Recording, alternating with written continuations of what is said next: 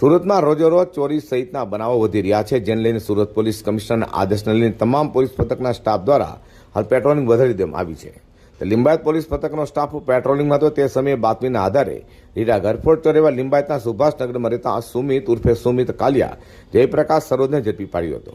તેને ઝડપી લેતા તેની પાસેથી સોનાની ચેન તથા મોબાઈલ ફોન મળી આવ્યા હતા. જે અંગે પોલીસે પૂછપરછ કરતા રીડાએ લિંબાયત પોલીસ પથકની હદમાં બે ઘરફોડ ચોરીને અંજામ આપ્યો હોવાની કબૂલાત કરતા તેની ધરપકડ કરી વધુ તપાસ હાથ ધરી છે. લિંબાયત પોલીસે બાતમીના આધારે એક વ્યક્તિ જેનું નામ સુમિત ઉર્ફે સુમિત કાલિયા જયપ્રકાશ સરોજ છે, જે સુભાષનગર લિંબાયતનો જ રહેવાસી છે, એની ધરપકડ કરી છે.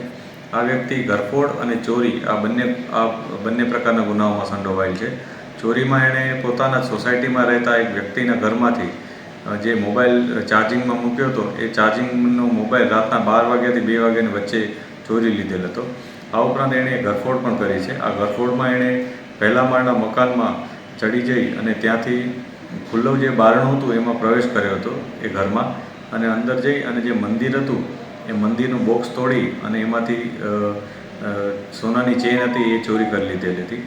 પોલીસે આ બંને મુદ્દામાં રિકવર કર્યો છે, જેમાં સોનાની ચેન જેની આશરે કિંમત 95,000 છે અને ઓપ્પો મોબાઈલ એની પણ રિકવરી કરેલ છે.